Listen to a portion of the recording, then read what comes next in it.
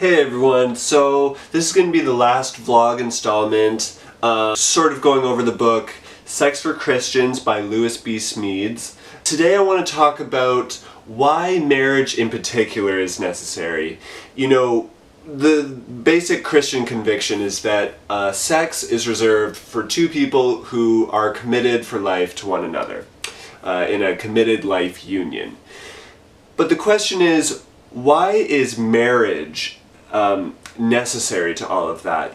Can't, we just be committed sort of in a private way? In my heart, I have committed myself to loving only you, and you have committed yourself to only loving me for a lifetime, and genuinely so. Why do we need to, get a pastor and friends and family together and have a little ceremony? What's magical about a wedding or some variation of a wedding to allow us to have sex? And where this gets very practical in our context is in two different scenarios. One scenario is people who are just sort of living together and plan on living together indefinitely, on into the future, maybe till the day they die, maybe even probably to the day they die. They have committed themselves to each other, but just for whatever reason don't want to get married. Then the second scenario this applies to is two people who are dating, or maybe even two people who are engaged, and they fully plan on getting married sometime in the future, but for whatever practical reason just can't get married right now in the present. So they feel 100% committed to each other. They're even gonna get married. They just can't get married right now. Can they have sex? And so the Christian perspective to both these scenarios is no, sex would not be permitted in either scenario.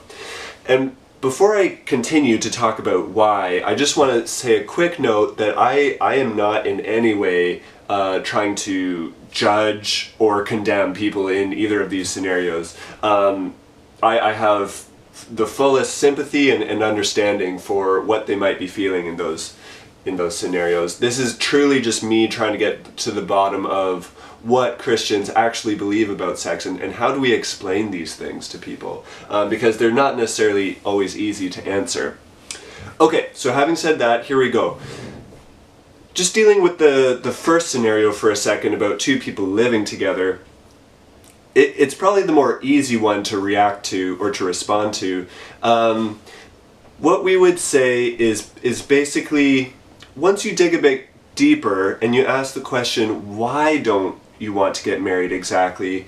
I think the truth will arise that there's not that full 100% commitment. There's some sort of reservation that is holding them back. Maybe it's fear of, this relationship not working out or something like that. Something is holding them back from doing that sort of 100% commitment. Because practically speaking, having a simple wedding, getting your pastor and a couple friends together, even in just your backyard, it can be cheap and simple and very straightforward and quick. There's really no practical reason to not get married. So I just gotta think the answer lies in people in that scenario don't want that full 100% lifetime commitment, and therefore sex is not permitted from a Christian perspective.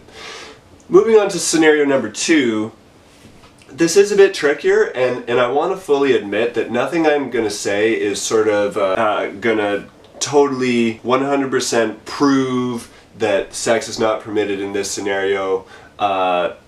It is a bit ambiguous, but I do just hope to point out a few things that will lead in the right direction, at least.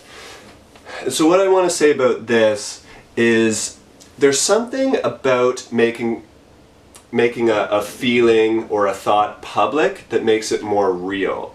And I don't know if you can think in your life of a scenario where, you've been feeling something or thinking something, but when you say it or when you let other people know, it feels like, wow, I am more committed to this than I was before when it was just sort of private.